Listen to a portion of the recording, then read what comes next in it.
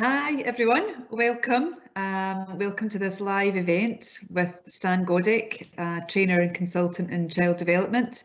So my name is Michelle Doole. I am Head of Professional Learning at Early Years Scotland, and we have built a strong partnership with Stan, and Stan has delivered sessions in our academy in Glasgow and has gone out into other cities as well to support our partnership.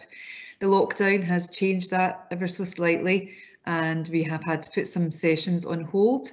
So in light of the current situation we're in, we are so mindful of the stresses being experienced by our youngest children and adults. And so we thought, what can we do? So approached Stan, and he was delighted to record a podcast for us. And we're aware that podcasts are becoming used more and more now as a great tool to learn about things. So we're delighted that a great number of you have logged on to the webinar, and we're aware that a significant number of people have listened to the podcast. So it may be that people will listen to the podcast but weren't able to join today. Either way, we feel it'll be a real benefit. So you may be joining us with the perspective of being a parent, or you may be an early years practitioner who is trying to support parents. So regardless, or you may just have an interest in understanding stress for our youngest children. So for whatever the reason is that you've joined us today, we are delighted that you have. And we were just chatting before that this is so different when there aren't faces to connect with. So for me, I'm kind of struggling that I can't make eye contact with people, but knowing you're all there is great. So in a moment, I'll hand over to Stan, but just to say the Q&As are open, and we have our producer Ian in the background who will be looking at the questions, and I'll also look at the questions while Stan is talking. So we will try and get through as many questions as possible. We have got one question to start us off and another couple, which we'll sort of put in through the session. So it will just evolve, and the session will hopefully be enjoyable to everyone. Should your question not be answered, what we would say is please pop your question into the info line on the information that we've given you. And Stan has kindly said that he'll look at those questions and we'll endeavour to get a response over to you. But hopefully you'll get a response in some shape or form. So before I do hand over to Stan and answer the question, you might notice it's got Avril Robertson under Stan's name. We just want to confirm that it's not Avril Robertson, who is one of our Team UIS. We had slight technical problems, as you sometimes do. So just confirming, don't be concerned if you see Avril, it is in fact Stan.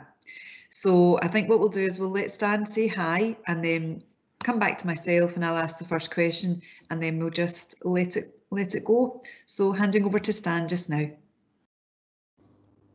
Hi everyone, and thank you so much for tuning in, if that's the right word. And I'd just like to confirm before we start that I am actually Stan. I am most certainly not Avril, but if anybody falls into the trap of getting the names wrong, I won't be offended. But I'm delighted to be able to follow the podcast up. I know we had a large number of people listening. I think it was over 350 at the last count. That's great. I was delighted to do that for Early Years Scotland, and I'm just delighted to follow up the podcast with this question and answer session. So please give me the first question, Michelle.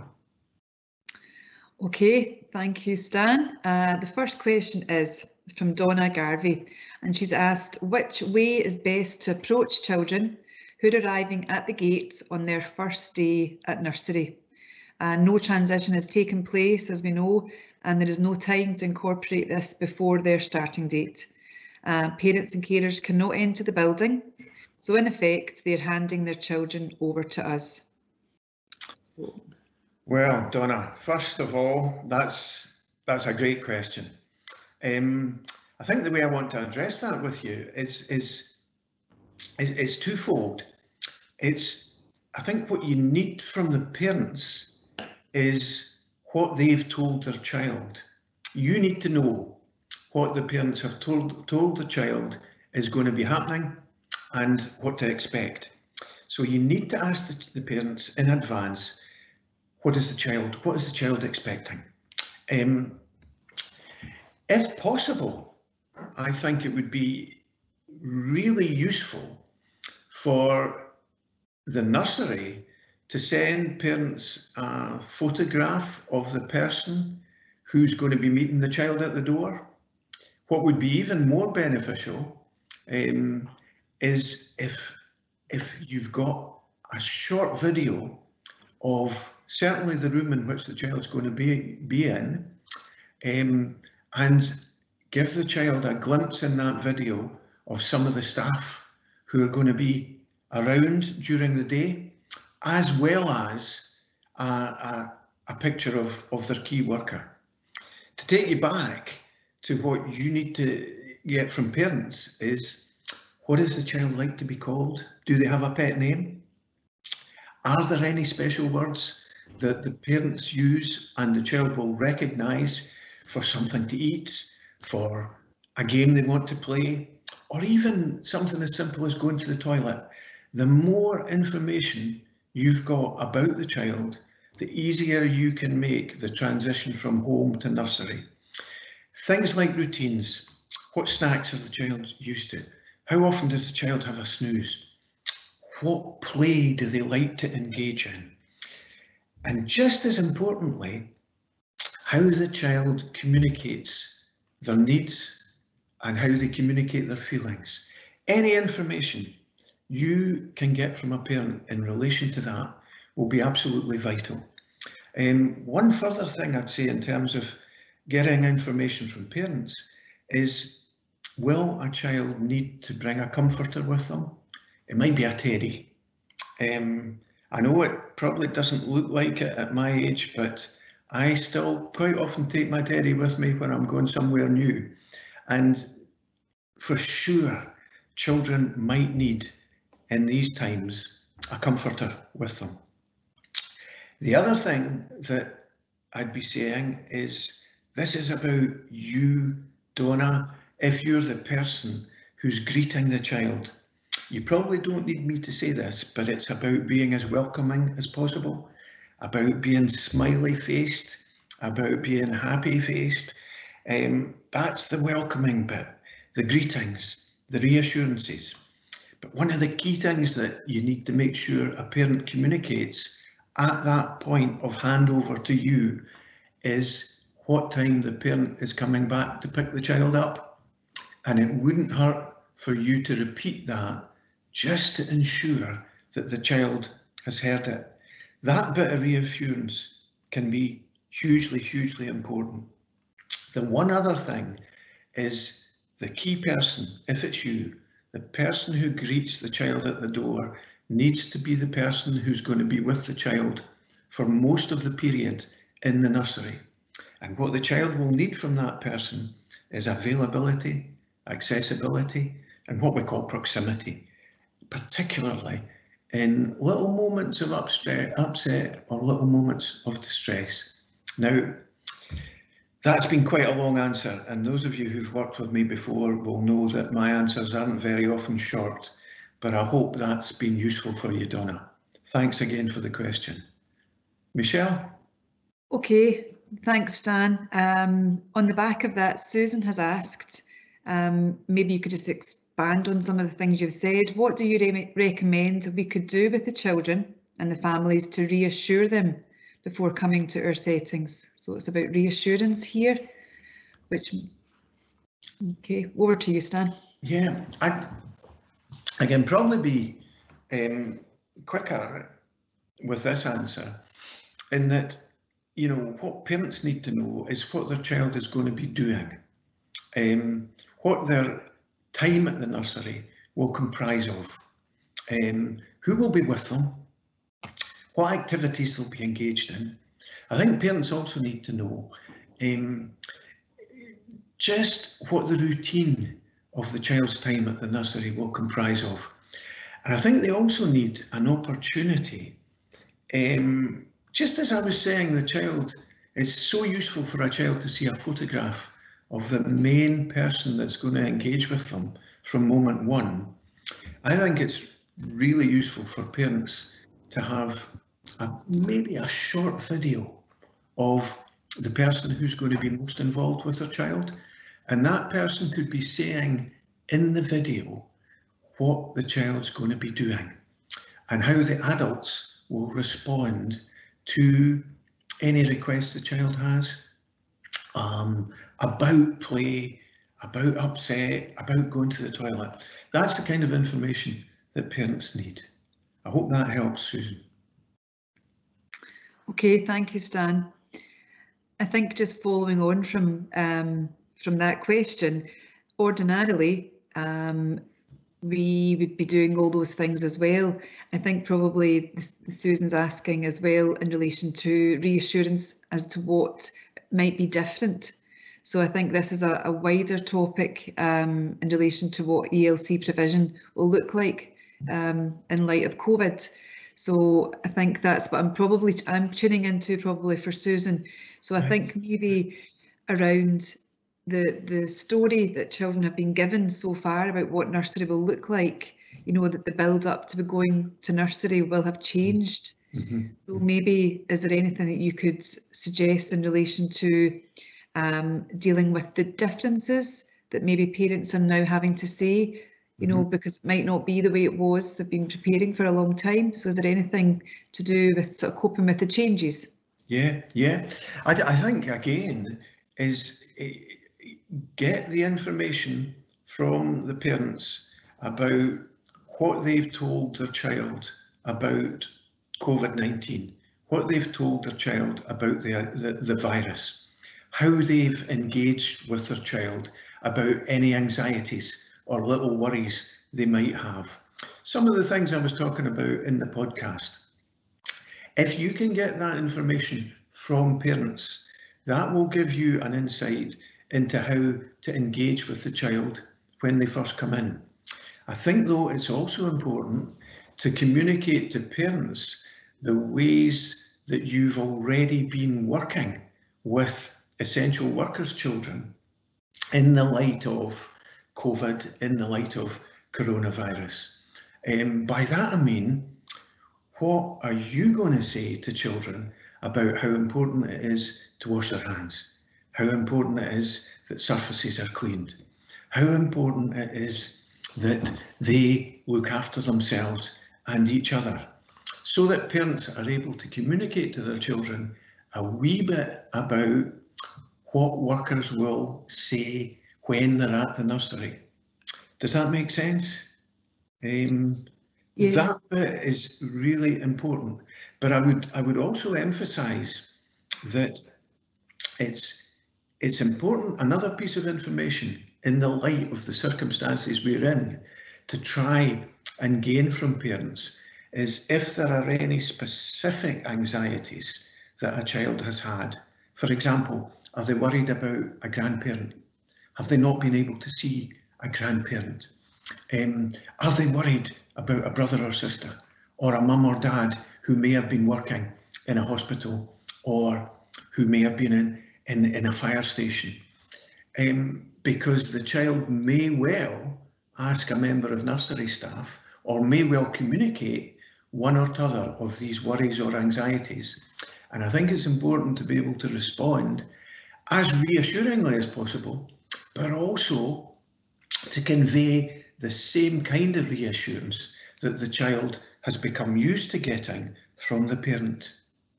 Okay, I'll leave that one there, Michelle. Okay, thank you. I think building on the advice you gave just earlier about videos, you know, sharing videos of what the setting looks like, I think probably tuning into the hand washing, you know, it might be, you know, things that are related to COVID, they'd probably be worth, you know, the videos, you know, and saying, here's what the bathroom will look like, and here's how we'll be washing our hands. So I guess that for me, it would probably, if I were doing it, it would be things like that I would be showing the key things that we want to children, really, that will be so powerful in this situation. So yeah, that was just my comment on that one. So we have another question. So this is from No Name. So my child will be separated from her closest friend when she returns to school in primary 2. This is because of the smaller class sizes. She's very reliant on this friend, and I'm worried about how she'll cope with returning to a very different environment without the comfort of having her friend. What a great question, which can be applied to so many. So yes, I'll hand over to Stan.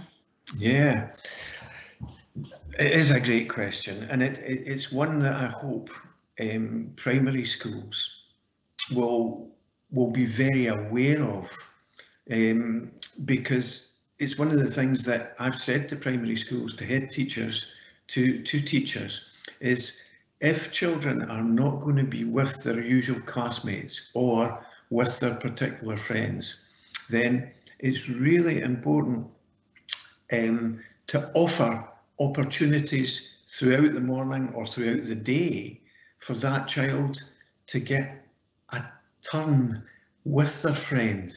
I hope that makes sense. It's a child can cope better with being in a classroom without the friend that they've been used to if they have a sense of, at the break or playtime, whatever we call the break, they might well have an opportunity to chat to their friend. The other bit that I think is always useful to engage in with children who have special friends is to let them have a picture of their friend that they can carry with them in their bag.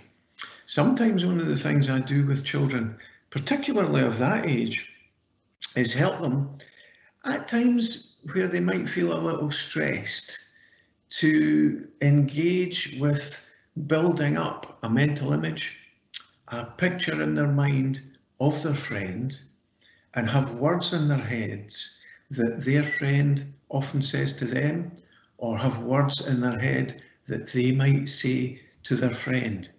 I also think that one of the things that schools should be able to set up is an opportunity for a child to perhaps get a message to their friend at some point during the day if they feel they want to communicate something. Because children aren't exactly going to feel a sense of loss of a friend, because at P2, at that age, they'll know that their friend is there, but just not with them. But there might be things that they want to communicate to that friend. And I think we have to give a child, or make available to a child, every opportunity to do that, whether it's help to write a little note or whether it's just to record a message. But certainly to reassure the child that there will be a time during the day when they can talk to their friend. I'll leave that one there for the time being. Michelle. Okay, thank you. Yeah, great ideas there, Stan. I would think for that one as well, it would be to make use of the walls, the spaces in our environments, and maybe it's about being creative and having, a welcome wall or a say hello wall, so that, as Stan was saying about, leaving a note and stuff, even just something, children can come in, they look to the wall, it might be the Monday children have left a message, for the Tuesday children, and then that could be potentially something that could really connect, so I guess it maybe builds up that sense of excitement to go into the class, or into the nursery, and to see, oh, I wonder what yesterday's children said, or did they draw a picture? It could maybe be something like that. It could would be helpful. Another question that came in was asking a preschool group who have different children on different days and what happens there. So I think maybe I'm hoping that that's kind of been covered. It's anonymous, sorry, so I can't even say your name. What I would say if you feel that's not been answered, could you pop another question on, sort of being really specific about maybe a situation? Another question that came in, we've got one just there, but one that came into our info line was around sleep. The person wrote in to say their 5-year-old child, they didn't give any details, they just said their son really struggling with sleep just now. They've gone from being in a good routine, going to sleep very easily, now struggling. Is there anything that you could advise, they've asked? Yeah, delighted. The anxiety, worry, never mind the stress, all cause what we call a stress response in a child's mind. And stress responses impact on a child's ability to prepare for sleep. So that's the first thing I would say. The second thing is situations like the one we're in, particularly ongoing situations that last for a significant period of time, as this one has, where children might be worried, might be anxious about themselves, about mums and dads, about other members of family, about what this virus looks like, what it can do. All of these anxieties tend to close in on a child just prior to going to sleep. What often happens as well is, you see, it's important. I think the message I always give to parents about sleep is there are two different types of sleep. There's rapid eye movement sleep and there's non-rapid eye movement sleep. Now, when you watch your child when they're asleep, when you'll know when they're engaged in non-rapid eye movement sleep by looking at their wee faces, and that's when their eyes are twitching. That's when their face might be twitching. It's during rapid eye movement sleep that you see twitches. You see twitches to the eye. That means your child's dreaming. Non-rapid eye movement sleep is when your child is in a deeper sleep. And you see this wonderful piece of equipment called the human brain. What it's doing when your child is in non-rapid eye movement sleep, that's deeper sleep. That's when the brain is refreshing itself. That's when it's helping the child's immune system to recharge. Now, what we need to concern ourselves with is non-rapid eye movement sleep, because that's when your child is dreaming. And what the brain tries to do through dreams is to help a child make sense of what's happened during the day, to help a child overcome anxieties, worries. But sometimes when these anxieties have gone on for a long time, the dreams become difficult. They don't necessarily become nightmares, but they become disturbing dreams. And what that means is that sometimes a child who's had disturbing dreams, or indeed nightmares, does not want to go to sleep in case they have those dreams. So it could be stress that's causing your child causing your child to find difficulty in going to sleep. It could be the fear of a bad dream that makes them want to stay awake as long as possible. It could be just that they're struggling to calm themselves down, to relax. It could be any of these. So what we've got to do about all of that is we've got to think about routines. We've got to make things as normal as possible. Think about the way your child prepared for bed, the way you prepared your child for sleep, what you did before the current situation set in. What is your child like doing as preparation for bedtime? What stories did they like to hear if you were reading or you were telling them stories? What kind of comfort did they look for in terms of you sitting on the bed beside them, in terms of cozying in beside you? That kind of routine is important to think about and to reintroduce or to replicate. What we do need to build onto that, given the kind of time that we're in, is try and get an opportunity to allow your child to share with you any worries they've had that day, so that you can reassure them about those worries. You can help them get the worries out to you and have them somewhat resolved, rather than take them to bed with them. What you couple that with is closeness, proximity, cuddles, because from birth, that's what a child has needed at any time of distress. The other tips I would give prior to not just to bedtime, but prior to getting ready for sleep, is if your child needs it, if they are a bit anxious, get them to identify with you 3 things that they enjoyed doing today, yeah, and to talk about those 3 things and what fun they were. Then get them to talk about with you 3 of the things that they're going to be doing tomorrow that they're going to look forward to, so that when they're reaching for sleep, what will be at the forefront of their mind is not anxiety, but nice things that they've done today, things that they're looking forward to tomorrow. Now that is what I would recommend generally at times of anxiety. If a parent, any parent, needs to do a bit more, one of the things that I've taught parents to do and I've engaged in with children myself is to give them what I call a visualization exercise.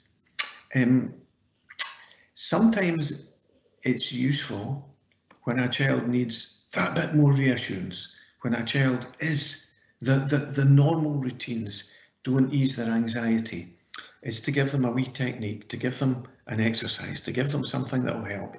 Now I want to give you a very brief one. I call it a visualization exercise. It's almost it's similar to telling a story, but it's something that the child, your child, can help you build up. And what I want you to remember, I want you to think about what I call the 4 S's that are key to any visualization. The first S is sight.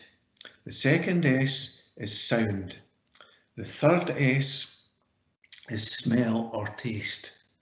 And the 4th S is sensation. And what I would suggest you do with your child is get them to think about a place that's really special to them, a place that you've been with your child, a place that your child has liked being with you. And take turn about, help your child, get them to tell you what that place looks like and be as descriptive as possible.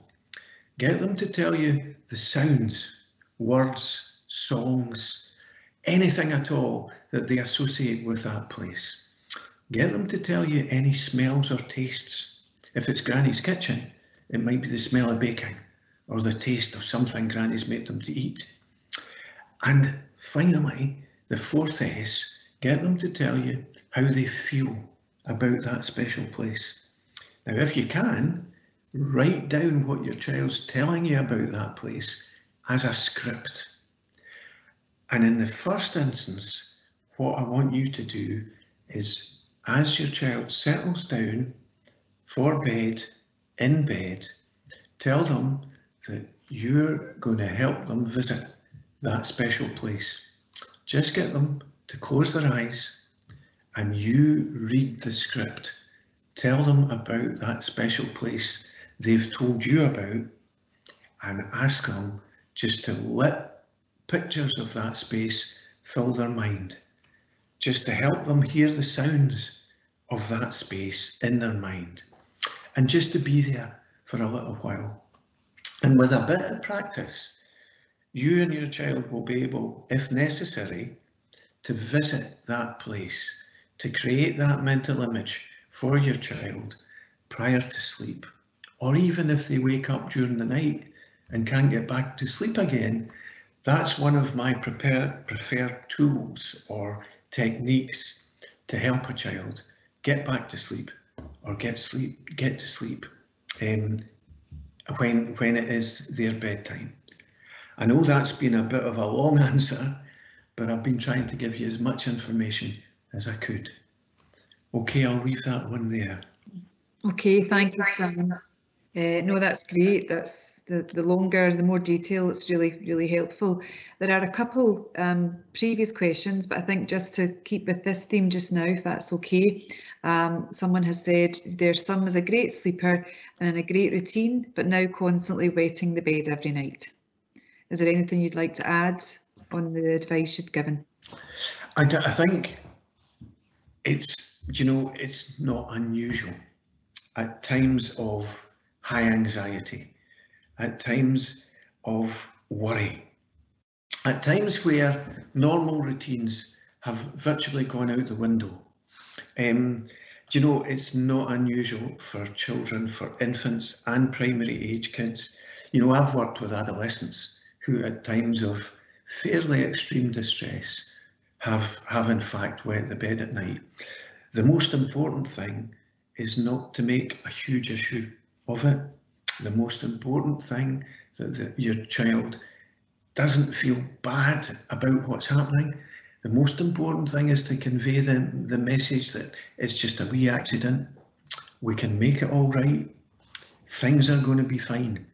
The key thing to remember is it's anxiety, it's distress, it's worry that is causing the child to either be in so deep a sleep that they don't wake up to go to the toilet, or indeed that their dream, and I don't want to get too complicated here, but you see, dreams, particularly anxious dreams, worrying dreams, nightmares, can actually cause a stress response in the brain. Now, one of the key chemicals that are involved in stress response is a chemical called cortisol. And what cortisol is such a powerful chemical that it can actually be one of the reasons why a child might not be able to control their bladder in the middle of the night. And the key thing, and again, I don't want to be too complicated about this, but cortisol is a chemical, a hormone produced by stress. So what we need to do is, as much as possible prior to our child going to bed, do as much as possible to encourage them to talk about things that have worried them, so that we can reassure them, to tell us what it is they've been feeling bad about, to tell us what the emotions are that they've been feeling, so that those emotions are left with us rather than going to bed with the child. And what we do when they're sharing those emotions with us is we reassure them that that's perfectly normal, but we reassure them that what they're worried about is going to be sorted. It's going to get better. And things will improve. Now, again, that's a general approach. Some children, particularly if the bedwetting carries on for a period of time, what I would suggest is you try the visualization exercise that I described in answer to the last question with your child. Or another type of visualization is to get them to talk about their favourite activity, to talk about the thing they most enjoy doing at nursery, at school, or at home, and make that a visualization prior to them going to bed. The more they're reassured, the more their stress levels are reduced, the more relaxed and calmed we can make them, the less the likelihood of them either not being able to control their bladder or indeed to wet their bed for some other reason during sleep. I'll leave that one there, Michelle, if I can, but invite the person who sent that question to come back again later if they need more of an input. Okay, that's great. Thank you very much. So we've got great questions that have come in. I'm going to go back and the question that was asked was, would you recommend that we use the same approach for out of school clubs? So I think I don't want to ignore that question, but I would say, you can't see Stan, but I can see Stan and he's nodding. So I think absolutely everything that's been said, about the messages and all that, videos, etc. I would say most definitely. I'll just say to Stan, is there anything you want to add to that? Just, I think when, whether it's an out of school club or indeed a primary school, exactly, Michelle, the same principles that we've been talking about apply. And I particularly like those ones about children leaving messages for each other, about posting a message board. If that can be done electronically and children can leave video messages for each other, then I would recommend that as being something that's always worthwhile doing. But in terms of an out of school club, everything we've said about nursery or primary school would apply. Okay, that's great. Thank you.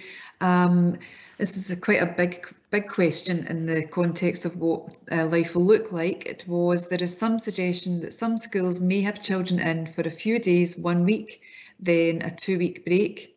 I'm concerned at the impact for children that have difficulty settling. This will be a repeating experience. And in the absence of knowing what the model is, across the country, it's such a valid question. And I don't want to pass the buck, but Stan, do you have any thoughts around that, repeating experiences that children? Yeah, Michelle, I'm quite happy to handle the buck. The first thing I'd say is whoever sent in that question is absolutely spot on. If I was able, or if somebody who was considering how schools were going to function when we get back, I would be saying, please don't go down that route. It's so important not to have a period of being back at school, then followed by anything that might be any more than a few days break. Does that make sense? Because children are going to find that so difficult to cope with. I hope that before the politicians and the people who are going to make these decisions will be listening to parents, will be listening to people like Michelle and Early Years Scotland. I don't know if they'll be listening to somebody like me, but I hope they'll listen to what we know our kids need, what we know children need, and they'll be responsive to that. I would hope that that model that the person who raised that question described, I would really hope that that is not a model that is going to be used. Yeah, absolutely. Cannot agree more strongly. Thank you for that question. So another question we have is, again, a big one. What do you think will be the long-term effects on children's mental health as a result of the pandemic? Yeah, my first response to that was, do I have another couple of hours? I don't think I have. Do you know, I always resist what I call the scaremongering approach.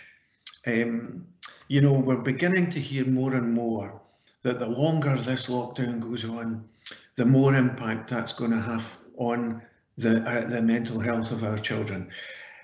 The more we say that, the stronger the message becomes. I think we need to be saying, do you know what? This is going to affect our children in lots of ways, but we can impact on that. We maybe can't entirely control it, but we can ameliorate the stress levels. We can do everything we can on a day-to-day basis to reduce the stress that our kids are feeling. There's no doubt that every one of our children has been upset by what's happened, has experienced moments of distress. And if that distress hasn't been ameliorated, if we haven't engaged in reducing the stress they feel, in reassuring them, then I'm afraid there will be a medium-term effects, not necessarily long-term effects. So we need to be aware that everything we do, every moment of every day with our kids is about reassuring, is about engaging, is about encouraging them to talk about their feelings, is about supporting them.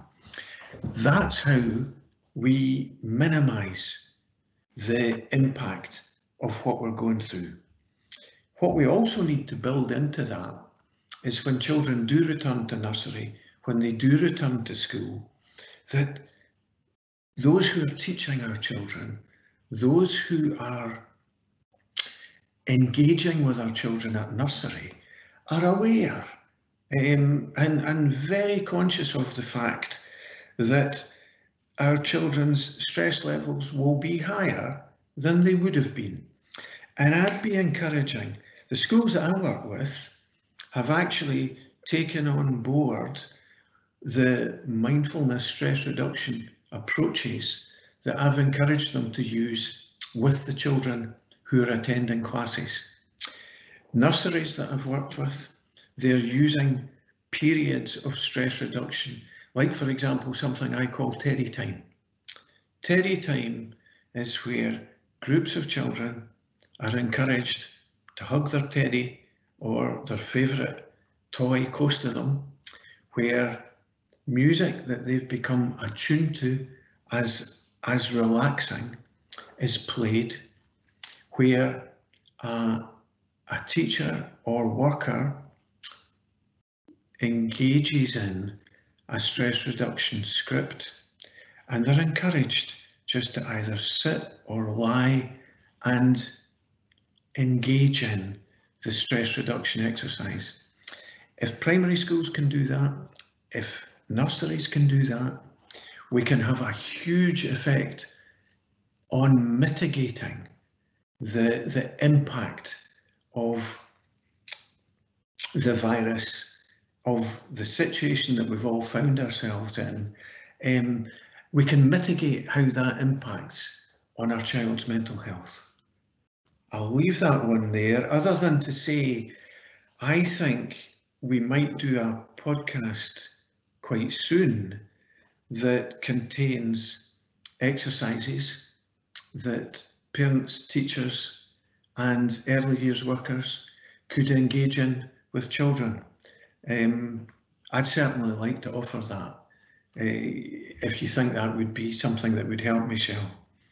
Most definitely. I think we are a most receptive sector and parents just now, so I think anything at all in any forum would be welcomed. So yes, we will definitely take you up on that offer. Thank you, Stan.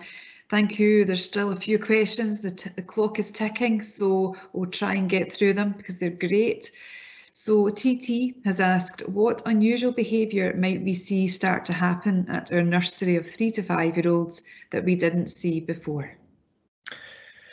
Oh, a good question, TT. Do you know, children will, you might see more tears. You might see more evidence of upset or distress. You might see anxiety coming out, as I said, in tears or in other ways. Children might be less empathetic towards others. They might be more argumentative. If children aren't sleeping well at home, they might be much more irritable.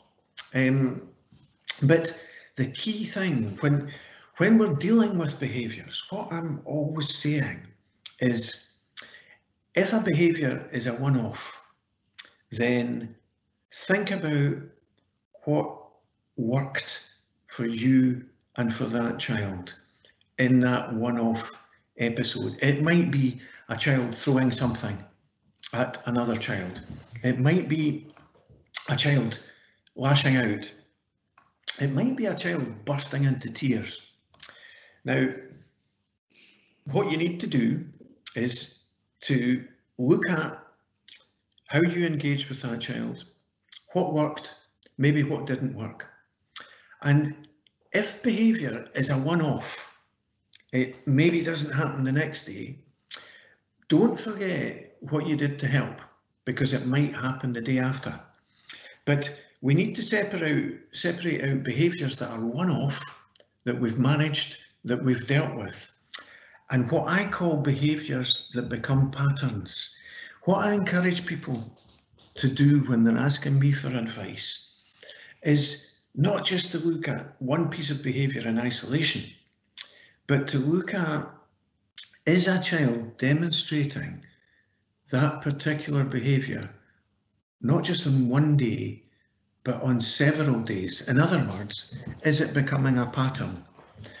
If we're dealing with behaviour that is becoming a pattern, we need to work on what the issue is that's causing that behaviour and come up with a strategy to tackle it.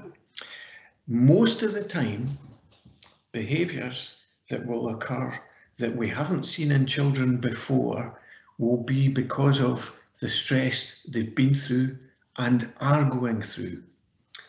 And most of the time, if we can reduce that stress, if we can engage in stress reduction work with either groups of children or individual children, we should see those behaviours lessen.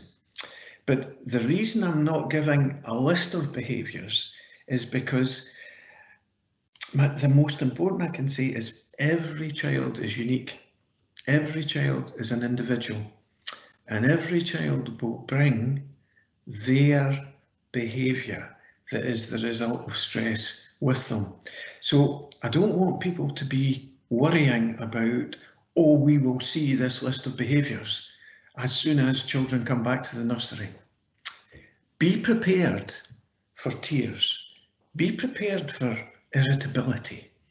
Be prepared for children looking for reassurance, seeking more proximity than usual or previously.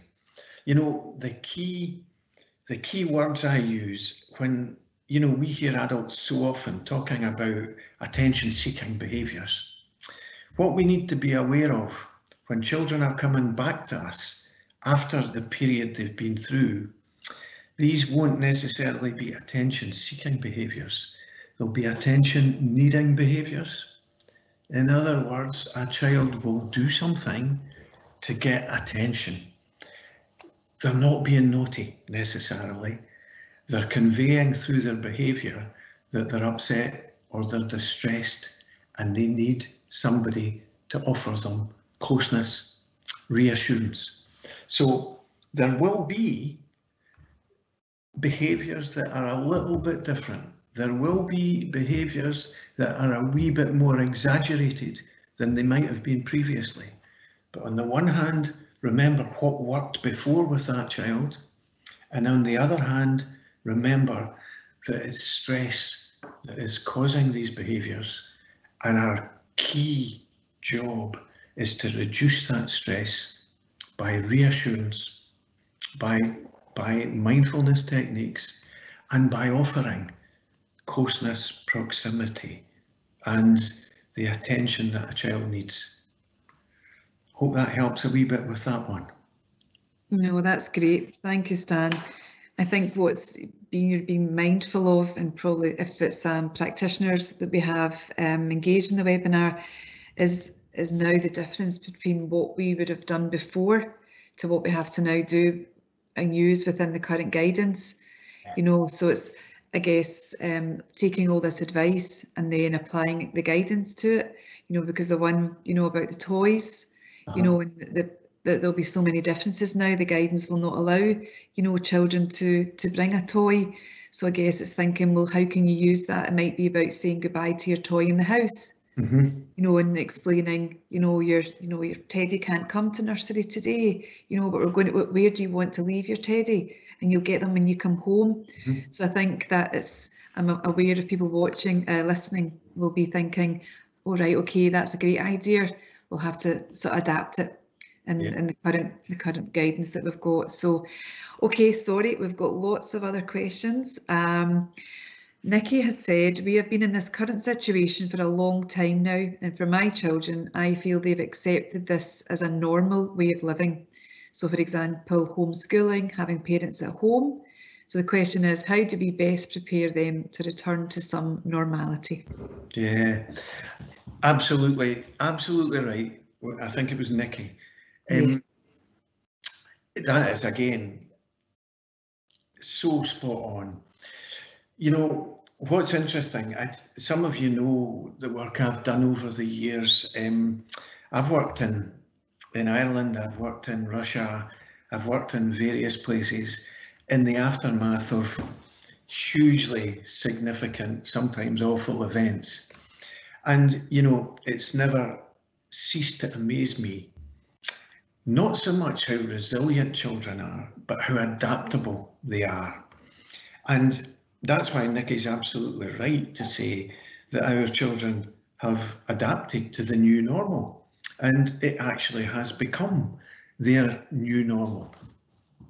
What we need to keep a hold of is that all of our children have gone through transitions throughout their lives, throughout the number of years, depending on what age they are. They've transitioned, for example, from nursery to primary school. But more importantly, they've transitioned from infant, from baby, to toddler. They've transitioned from toddler to preschooler. And those transitions have involved moving from one normal to what we can call another normal. They get through transitions with help from us. We help them transition. But the more we can prepare them for the transition, the better. The best example I can give, again, as some of you know, I've done a lot of work over the years with children who are on the autistic spectrum. And children who are on the autistic spectrum, as many of you will know, they absolutely need routine and predictability, because that's what makes them secure. They aren't comfortable with change. They aren't comfortable with their routine moving from one set of circumstances to another. And what I'm constantly saying to people is we need to help them with that transition. And the help needs to be preparation.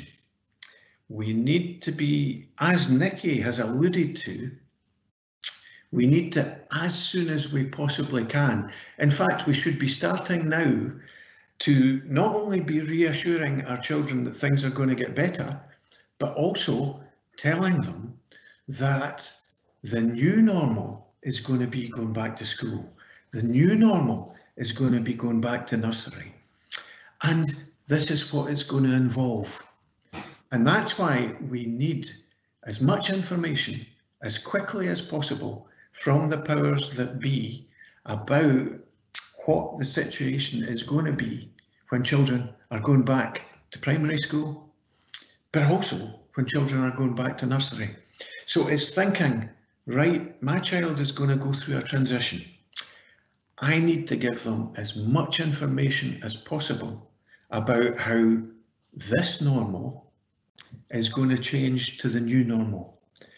And to make that information, or to deliver that information in as reassuring a way as possible. For example, we are not going to be doing lessons at the kitchen table in the future. You're going to be doing lessons in class with your teacher. And talk about that. Encourage your child to tell you what they think about that, what they feel about that, whether they like it, the idea, or don't like the idea, because then you can work on those emotions.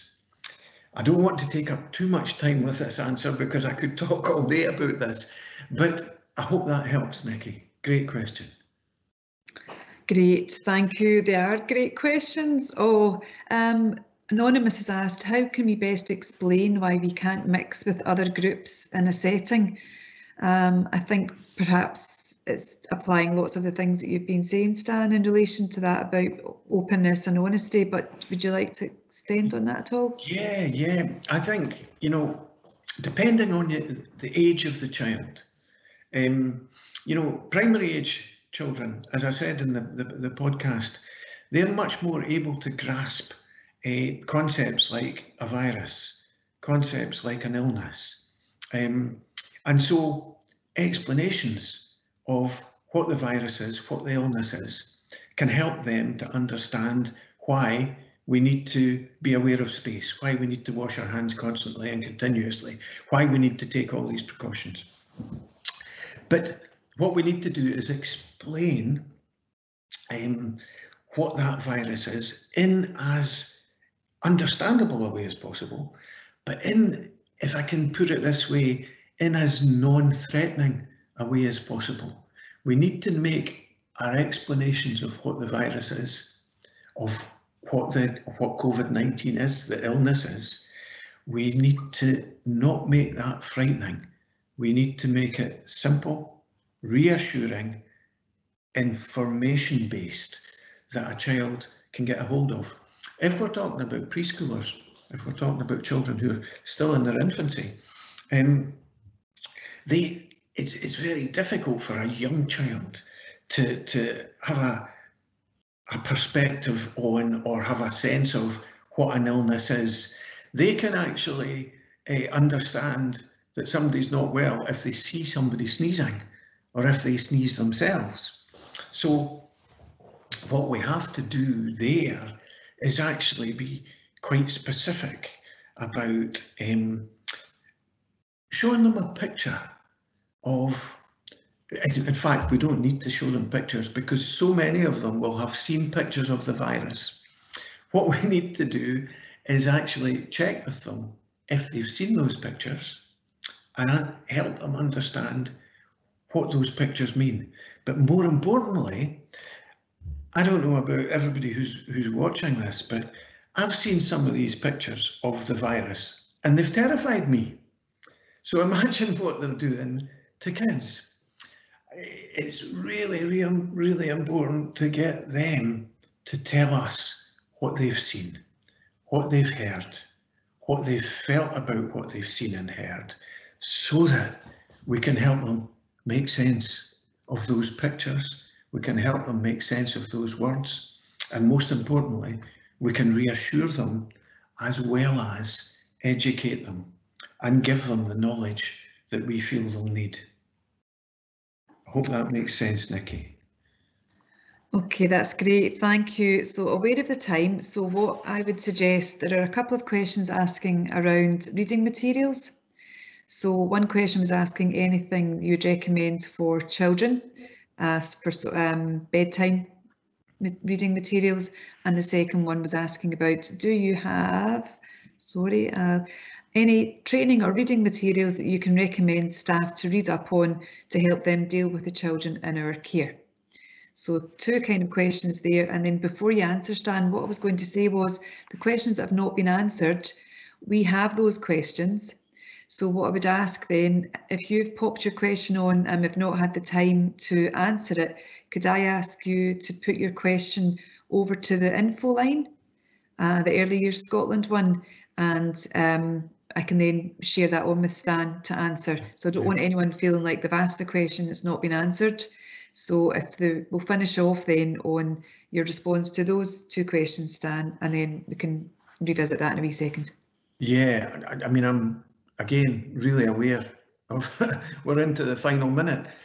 What I will suggest is, along with what Michelle has said, why don't we put together a reading list for people and put it up on the Early Years Scotland website? That is probably the best thing we can do in the time that we've got left.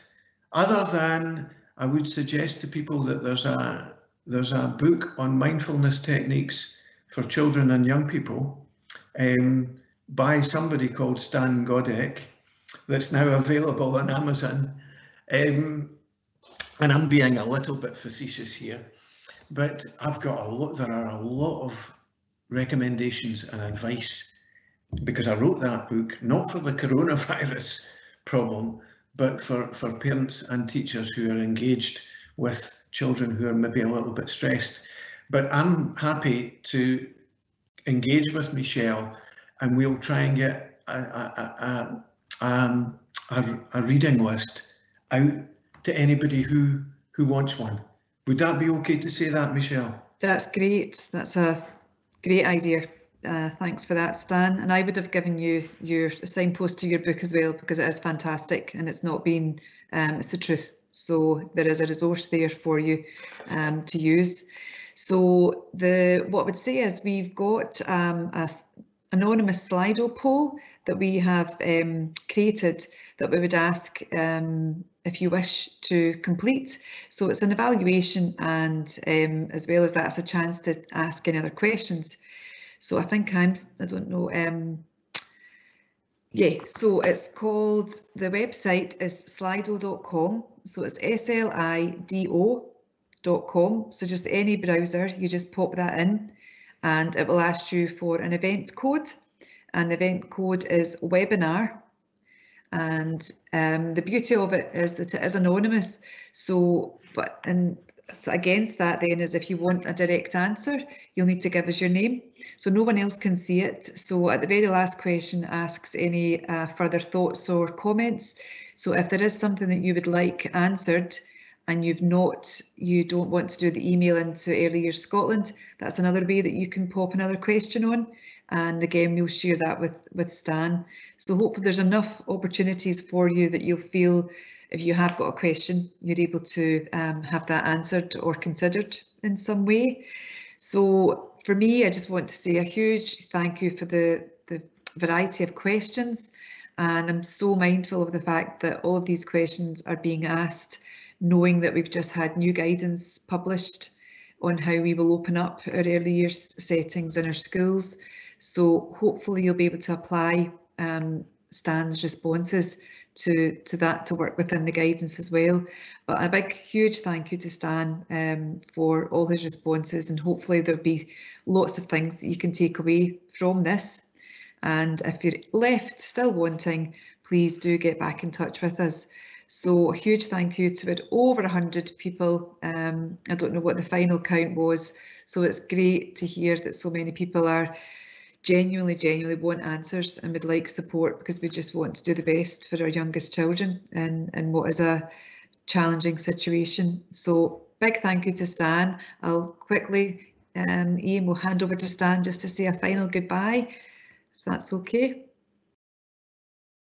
Yes, can I just reiterate everything that Michelle has said, and to say thank you for allowing us the opportunity to come into your kitchens or living room and have a conversation with you all. And, you know, we will get through this. So look after your kids, look after yourselves, and stay safe. Thank you. Thank you. Okay, yes, the same. Take care, everyone. Stay safe. You know where we are. We're only an email away, or you know, or put your comments on the Slido. So take care, everyone. Enjoy the rest of your day, and yeah, stay safe.